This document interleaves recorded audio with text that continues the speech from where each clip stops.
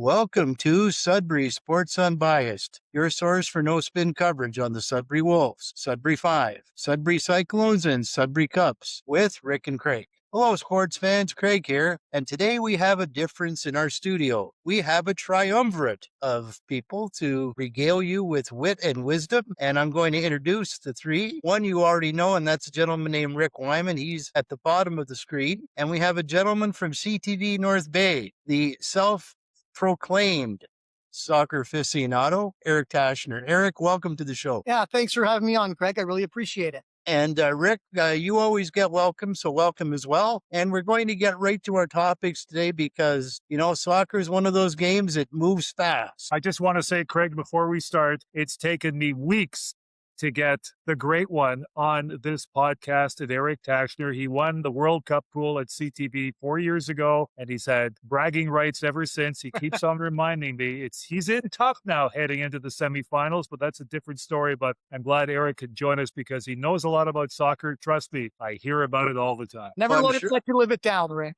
I'm sure you do. So what we're going to do, gentlemen, we had 4 quarterfinals in the last 3 days, and we're going to go through that. So we're going to start with the first quarterfinal, France and Morocco, and France took the measure of Morocco in that game, 2-0. So I'm going to get our new guest, Eric, to give me his impressions of that game. Wow, that France attack is just so lethal with Mbappe in the front, Elise creating in the middle, and you have Dembele and Doué on the wings. It's unstoppable. That semifinal matchup against Spain is going to be a real cracking game. Are they going to stop France? We're going to have to wait and see. But what a game for France. Their attack is just unbelievably talented. I'll tell you, I watched that game and France dominated pretty much from start to finish. It was a real professional effort, and France was full value for that victory. So, France has been very good in this tournament, and so far, I would say, gentlemen, that nobody's really pushed France, and Rick, the next opponent for them will be Spain. Do you think that Spain might be able to push France in the semifinal? Well, I've been hearing a lot of talk from a good friend of mine who is an avid Spaniard, of course, and he keeps on touting the virtues that Spain has to offer. He says his heart goes with Spain in the matchup to come, but his head kind of leaning towards France. Of course, he may actually married a French woman, so you have that combination of the Francophone and the Spaniard in the marriage. At dinner time must be really interesting, but he can't help but think about Spain's accomplishments, and I'm sure Eric is going to weigh in on that. But going back to what happened with France and Morocco, Canada was spared by losing in that game earlier to Morocco because I think that game against France would have been somewhat embarrassing simply because of France and their ability to do what they can so well. And again, they've been floating through this entire World Cup series. The best is yet to come from this team, beginning with the semifinal. So I think France will do it. A lot of people like Spain, but I just think France is too strong, and we could have a return to World Cup championship colors in France once again, but that's another story for the next round of discussion. All right, so we're going to move on to the second game in the semifinals, and that was on Friday. And in that game, Spain took the measure of Belgium by 2-1. So, Eric, I know you watched that game, and what were your impressions of that contest? I think Spain got very lucky in that matchup with Thibaut Courtois going off injured. Lehmann came in, and the second goal was just a dagger to the Belgian hearts. It was such poor goalkeeping. But Spain have so much talent on the bench they can bring in. Mikel Merino's a midfielder, but he's scoring goals for fun at this World Cup. I believe that's his second. He scored a bunch of goals for Arsenal over the last couple of seasons as well. Spain have such a cohesive midfield with Pedri, Rodri. They can bring Gavi in off the bench as well.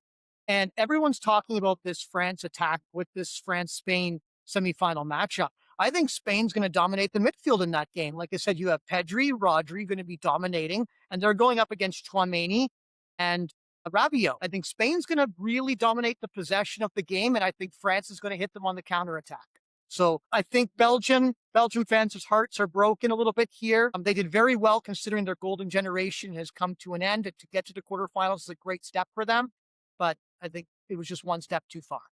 Well, last time in 2022, Rick, you may recall that Belgium had an early exit. They were in Canada's group. This time they made it to the quarterfinals, but it was a bad goaltending error that Eric referred to that did Belgium in. Do you think that Belgium should be disappointed with losing in this semifinal contest? No, I think it's good. They lost to a pretty good club. And again, we've seen mistakes by various keepers throughout this tournament. And again, it continues even at the most crucial of stages.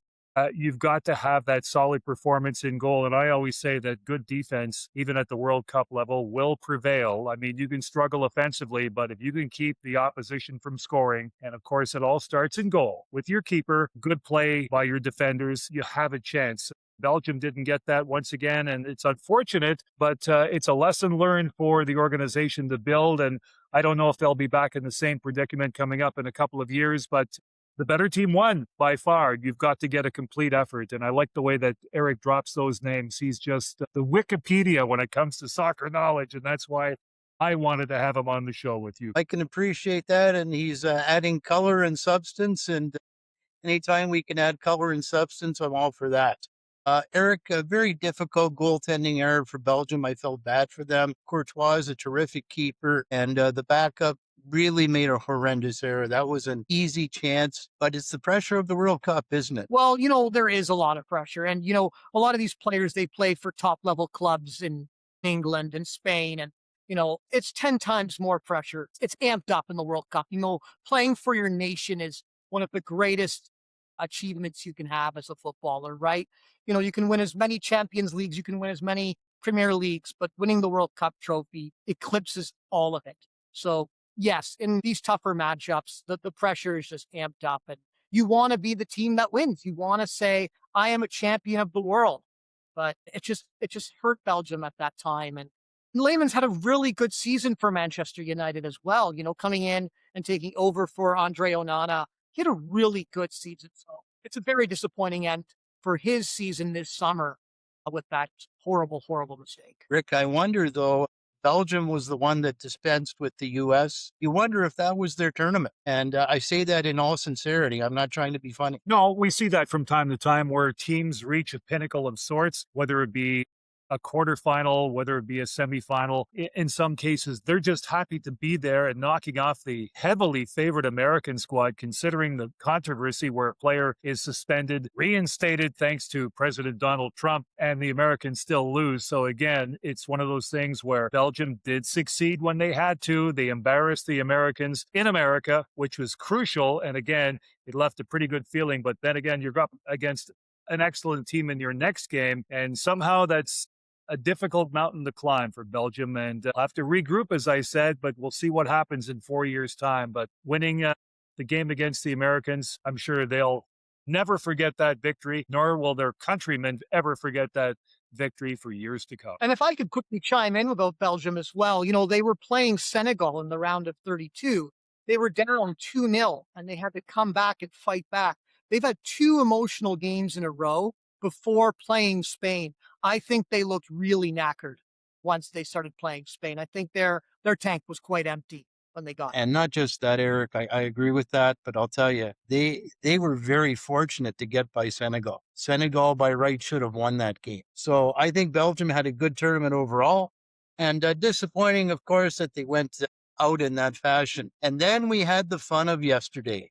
The World Cup organizers gave us a doubleheader Saturday, and I enjoyed it thoroughly. And I'll tell you, these were 2 titanic struggles. Norway and England got through 2-1. And it was one of those days, Rick, I think the weather was the biggest factor. Conditions in Miami were unbelievable. Probably the worst I've ever seen for a World Cup quarterfinal. Rick, do you think that the weather had an impact on the game result? Of course. Players were taxed out. And again, we talked about this before we started the podcast. We've got to look at air conditions in the future. I mean, Qatar was no problem just 4 years ago. And again, down the road, if you expect people to play in 35 to 40 degree weather, are you going to get an optimum performance? Of course you're not. It's just too taxing on the system physically and even mentally for teams to be playing at that level. I mean, okay, England prevailed, Argentina prevailed. Very, very difficult conditions. And I think we're going into some air condition factors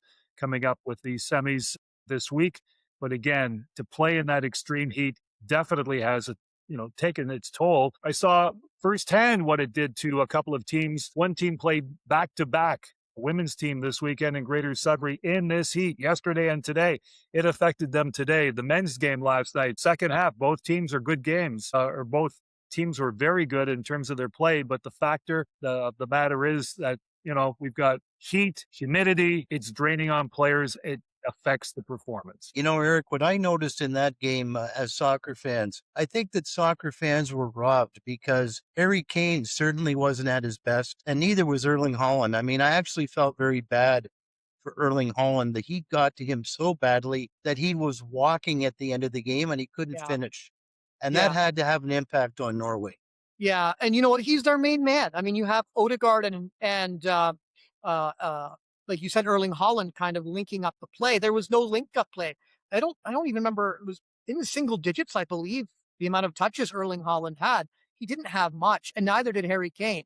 Yes, Harry Kane scored that offside goal, but both of them were very, very, they just weren't there. It was sad to watch, unfortunately. It was just England just scraping by, with Jude Bellingham getting those 2 goals. So, neither team looked really, really good in that game, to be honest. I think Norway did have some good pressure, but I think England started to grow into the game eventually. But it didn't look like a great game to watch for the neutral fan, for sure. Yeah, I totally agree with that. Rick, I think that England was a little fortunate to get by Norway because Norway had controlled long stretches of the game, and they could have put away a second goal very easily. And it may well have been Norway that could have got that result. Great result from the Norwegians. This is the first time they've been to the quarterfinals in a long, long time. And I tell you, watching Erling Haaland, Rick, you got to love that guy. This guy is the real deal. Well, we'll have to start singing Hey Jude Yep. in favor That's of what right. the British did yesterday. Of course, you have someone coming up and doing what they have to do with a couple of goals and a big difference. And again, he's got, I believe, 6 so far in the World Cup. So he's only a couple behind Messi. And of course, that speaks volumes for what the British can do. Big games call for big plays and big players. And someone stepped up to address that situation yesterday. A tough one in the heat and what have you, but certainly deserving. And again, you can't fault the British for making it to the Final Four. Going to be a different test for England next game. And We'll have about to wait Bellingham as well, Rick, before the World Cup, a lot of pundits were questioning if he would even make the side because he had a very poor season with Real Madrid.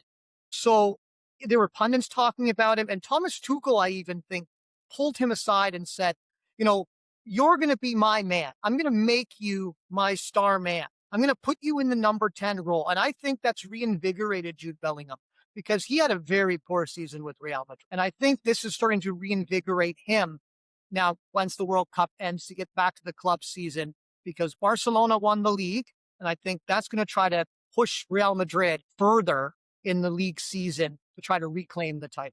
Did you hear Thomas at the end of the game last night? He wasn't even happy with that effort by his team. No, Said, and I He wouldn't was either. extremely unhappy, actually. Yeah, and Jude Bellingham, he actually clapped back at his manager saying, whatever, we were out there playing our guts out. I like that. I like that. I was quite surprised by the very frank interaction between the reporter and the coach. I was stunned. I mean, the reporter was asking questions, and you could actually see that Coach Tuchel was clapping back and not in a gentle way.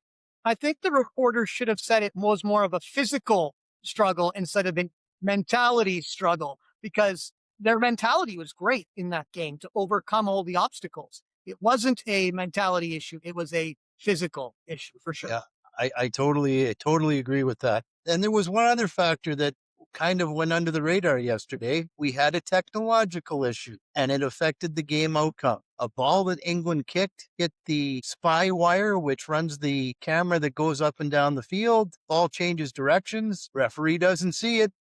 The VAR linesmen don't see it. Nobody sees it. England scores. Eric, what do we do about this?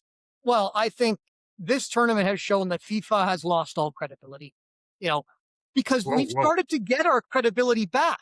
There were changes to VAR. There were changes to how the rules were going to be implemented with the second bookings, with the hand covering the mouth to stop racism, things like that. This tournament has proved FIFA has re-lost its credibility.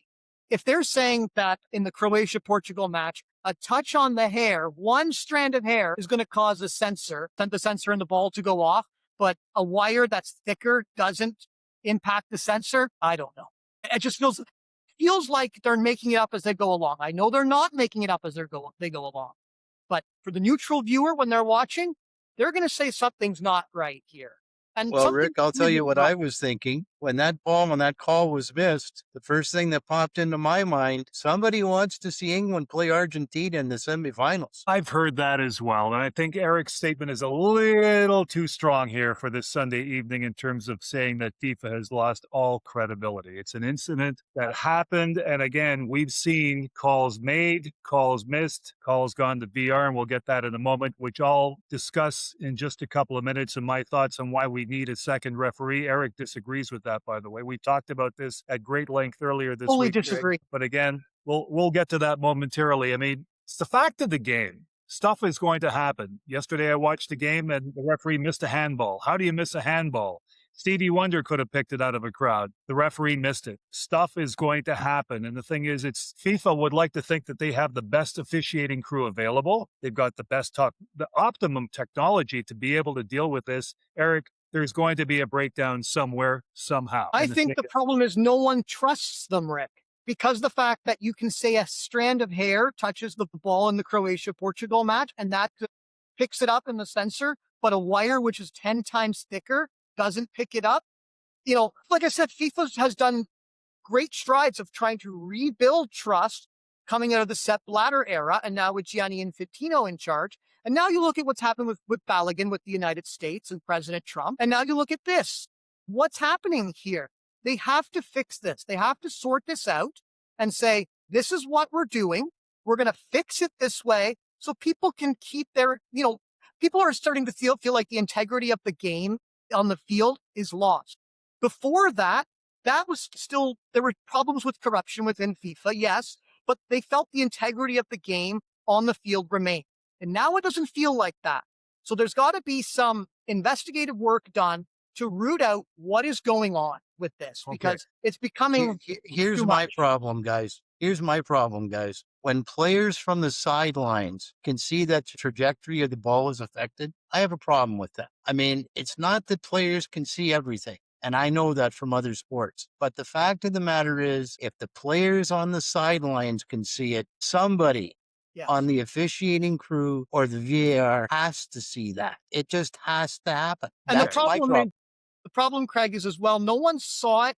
And then no one saw the replay until 5 minutes after. He's like, you can't go back now 5 minutes and fix this error. Once the whistle is blown and the goal's given, it's done. It's over now. It's been too long. And that was the problem. We didn't get replays quickly enough on that goal. Okay, I agree with both of you that it's got to be addressed. But the thing is, Eric, don't bring up this whole aspect about suspensions. I mean, FIFA just backed down to Trump's call for a reinstatement. Totally wrong. I mean, what does that say to the officials? If the officials had any guts whatsoever, they would have said, we're not stepping back on the field until this is rectified. I think FIFA threw their own official under the bus.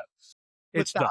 It's done. Well, I want to get to the last quarterfinal, and that was the quarterfinal, of course, involving Argentina and Switzerland. And I didn't think that Argentina, Eric, was at their best last night. No. And they were pretty fortunate to get by Switzerland. Argentina, in the end, of course, won 3-1 after extra time. But I think you'd agree with me that Argentina will have to play better in the next round. I think both Argentina and England will have to play better if they want to get to the final. The whole game turned on Embolo sending off. That was a stupid error to do. I think he was feeling that Paredes was going to be coming in with the tackle, because Paredes was already warned from the referee to, one more, you're going in the book. And I think he was anticipating the tackle and just went down. And that whole decision changed the whole course of the game, because Switzerland really put pressure on the Argentine midfielders and defenders, and they couldn't cope with it in the second half. It was a really, really good performance up until the Embolo sending off. Rick, what bothers me about that is you look at a lot of these games in the World Cup, and I watched most of them, if not all of them. Eric, I think you may have watched many of them. Rick, you watched a few.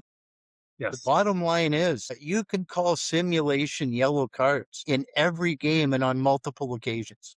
No doubt about it. And the thing is, you want that consistency. You have the human aspect on the pitch. Why not a second official? Eric's going to give his 2 cents worth here in just a second as to why we shouldn't have it. I think that we need to beef up what's happening, because if you have a second set of eyes out there being able to see what's going on, maybe we can avoid a little bit of this. But do you want everything to be controlled by AI, just like baseball's turning to, like hockey with countless stoppages, VR requests, penalties, and what have you?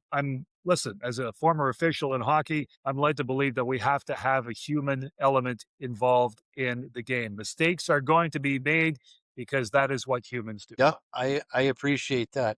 Eric, I just wanted to talk to you about Argentina's performance. Lionel Messi did not have a good game last night, and He was really fortunately, quiet. some of the supporting cast bailed him out. Man, if you've seen that goal by Julian Alvarez, what a hit that was. Right? That was a fantastic goal. Yep. Beauty. Might be the goal of the tournament, up there with the Cape Verde goal as well against Argentina. Chile did a really good job marking. I really liked Granit Xhaka's performance. Thought he was excellent. He really rallied the troops. If you were watching the game, they put 2 or 3 players on Messi. It's hard to do to man mark someone like that, but they really did a great job. Messi didn't have many touches in the penalty area. He didn't really create much. It was a really, really quiet game. But after the Embolo sending off, I was watching Messi starting to put himself out on the right wing. And that's where he usually likes to start the creation of the play and the attack. He parked himself out on the right wing and he started to drift inside near the penalty area. He started to get more touches. And eventually Argentina's attack started to form from there. Yes, he didn't really link up the play for the Julian Alvarez goal or the third goal on the counterattack. But I think that really influenced the way Argentina started to attack on their left-hand side, eventually leading to the Alvarez goal. You know, Rick, what struck me after watching Switzerland, and they went through 3 knockout games, everyone thought that Canada had a really easy group. But I think the Switzerland performance validated that Canada's group was not as easy as people thought. And maybe we should be giving Canada more credit for their performance. In retrospect, yes, I would concur with that assessment, because after all, I mean, when you take a look at what they were up against in terms of the group stage, which left a lot of people perhaps overhyping Canada's chances, certainly there's a lot of merit to what you just said. The groupings, everyone can say what they want. We've talked about it between the two of us, with Giuseppe Paletti. Eric and I have talked about them as well. Sometimes there could be a misgiving with the initial stages, because sometimes teams play their games, but they're not all out games, or else they're playing to strategize or what have you. And that's one thing that Eric pointed out several times too. So again, stranger things happen. Standings are regulated. They're formulated simply by adequacies, inadequacies as the play goes along. And the thing is, again, Canada learned a lot. And I'm sure next time they play a Swiss team or anyone else, especially a Moroccan team, they'll be certainly wiser considering what they've learned this time around. Well, one thing I can tell you, Eric, and you know this, Canada came within 1 goal of going down that Switzerland knockout path. And you wonder what would have happened had Canada gone down that knockout path. Well, I think they would have had a good opportunity to move even further in the tournament. I think they would have been playing Colombia, though, right? Or who they would have been playing? Yes. Yeah, that would have been tough. Yes. I know Switzerland got by them. Switzerland's very robust. If we recall back in the Euros in 2021, it was the COVID Euros, they beat out France. Switzerland did in penalties, and they had an excellent game. Switzerland's always been a very robust side. They're always a team that makes the knockout rounds, and they've had a very good generation of players. With Canada, for sure, I think they had a very decent World Cup. They beat the teams they had to beat, but they struggled against the teams that they shouldn't have beat. Which, you know, I mean, they had an excellent first half against Morocco, but then Morocco took their chances and Canada looked really frazzled in the game against Morocco. And Switzerland just outclassed them the whole game again when they were playing the Swiss. I would disagree to a certain extent, and let me say it like this. I think that Canada dominated for large stretches of that Morocco game. Yes, Canada didn't take their chances, and I agree with that. But I think they were also very competitive against Switzerland. And, you know, if they would have had one more goal in that 15, 20-minute blitzkrieg that the Swiss were subjected to, as I say, it could have been Canada going down the Swiss path, and who knows what would have happened. I think Canada did put up a really good fight, though. I think they did, and I think they've really reinvigorated the country's love of this sport. Totally agree. So let's get to our second topic, and I'm going to call it the VAR topic because I don't know about you, but you guys have all watched, and it seems to me that VAR is dominating the tournament almost as much in some games as the players. So, Eric, I'm going to throw it to you. What do we do about VAR? Do we cut it back? Do we increase it? Well, what would you do to make VAR more effective and have the games flow better? Yeah. Because you see many times where games are interrupted for lengthy periods of time, lots of problems, lots of disputes. What would you do? You know what? I actually kind of like the system as it is. I know people are going to get mad about this, but we want to get decisions right, right? We want to get decisions right, the most controversial decisions. We want to get sending offs correct. We want to get penalties correct. I love how the semi-automated offside is now, how quick it is to find an offside. Besides that, Portugal-Croatia one took forever to figure it out. But I kind of like how we're using it at this point. Yes, there's been some challenges. VAR has been around since 2018, but it's been many changes, how we're trying to implement it, what we're using it for. I think we found the perfect formula for it. Yes, we can always speed up the game. Yes, we can always speed up the time. Yes, we can always, speed up decisions, but we can always add extra time at the end of the game, right? Look at how many minutes we've had sometimes with games with extra time. If we're going to continue to just keep adding things to VAR, changing it, the players are going to get so lost. They won't know what's going to be reviewed, what can be reviewed, what can't be.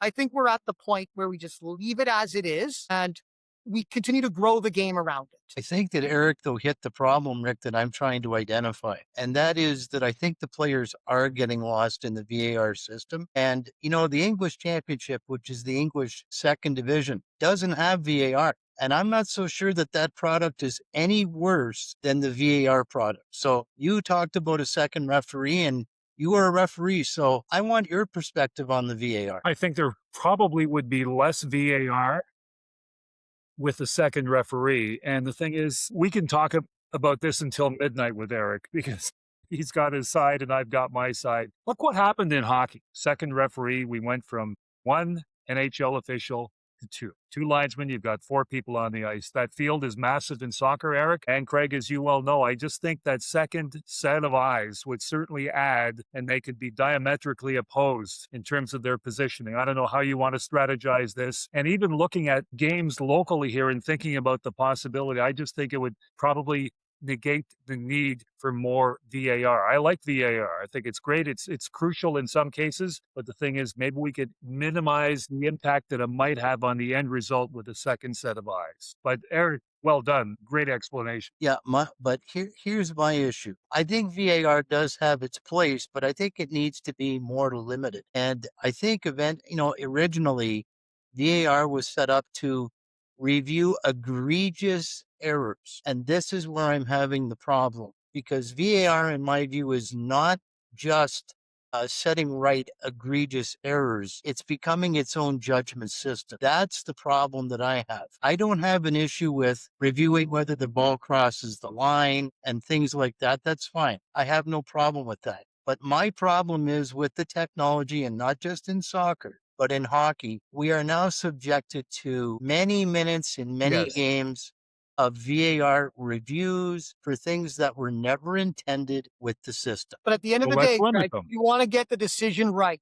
That's the most important thing. We want to get the penalties called correctly. We want the sending offs correctly. We want, the mistaken identity in the Argentina-Switzerland game with the Embolo dive. That changes the game. That was an incorrect error. It's about clear and obvious errors. You want to get decisions right. We just talked about, FIFA losing their credibility or people not trusting FIFA. If we get the decisions right, we can rebuild that trust. I concur. I go with that. Yeah, I'm not so sure. I mean, you're going to have the human element, and I don't care how much technology you have, you're still going to have controversies and missed calls. I mean, it may be a very simplistic way of looking at the world, guys, but as the one viewer that replied to podcast and made a comment, it's blissful in the championship. Sometimes the calls go with you, sometimes they don't. And the problem I'm having, guys, is even with the technology, we still have, I think, too many situations where one team or another, or one player or another, feels still aggrieved even with the technology. And I think you guys would both have to admit that that's happened in this tournament. Okay. We can live with that. But I mean, as far as I'm concerned, this tournament has been very successful. There have been some hiccups, as Eric has pointed out, as you have pointed out, and myself. So it's going to happen. That element, mistakes are going to be made. Has any tournament ever run the gamut of perfection? No, it's not going to happen. It's not going to happen in 10 years' time either. So you do the best you can under the circumstances, and we live with it. We'll give our last word to our maiden guest, Eric. Yeah, I One think last comment on VAR. Yeah, I think what you're trying to get at is we don't want to re-referee the game, right? Correct. In that aspect, yes, there's a lot of things that we want to keep the human element in the game. But like I said, the most important decisions that we don't see you only have one chance to see it. And at that speed of the game, it can be very hard to see. You know, with the penalties, the sending offs, the mistaken identities, I think that, and the offsides, which are now semi-automated, which are really, really quick. I think in those circumstances, I think VAR does an excellent job in picking out those mistakes and making sure that we get the correct decision in the end. And I also think Rick's point is valid too. I think they could very easily integrate a second referee, and I think it might actually help the quality of the game even more. Craig, So what about the NFL? We don't like the calls made in the fall and over the course of the winter as well. Some of those calls are too lengthy. They're too numerous. So again, take your pick now. What do you like better? Do you like the VAR in soccer? Do you like the NFL sideline huddle, which could be endless as well? So we're living in that age. We're living in that age. Baseball does it quicker. Football takes its time. I don't like the constant interruptions in soccer. We've lived through this, so we've got 4 years to improve on this for the next World Cup. And let's hope we do. So I want to thank Eric for coming on tonight. Thank you for your input. Much appreciated. Thank Rick you for as having well, me. your input. A little bit like I like to follow Barcelona's my team in the league. So I do follow the women's Barcelona team. One of our star players, Alexia Putellas, just left. Thank you guys. I appreciate your help. All right. Thanks, Craig. And by the way, folks, if you like what you're hearing, hit like and subscribe. Eric, I hope you're going to be a new subscriber and let people know in North Bay that we exist, because we're trying to put out a great product, and I think we're doing that. We're brand new, but that doesn't mean that we're not good. I think we're doing a pretty decent job. Once the link is live, I'll definitely share it and people can tune in and watch for sure.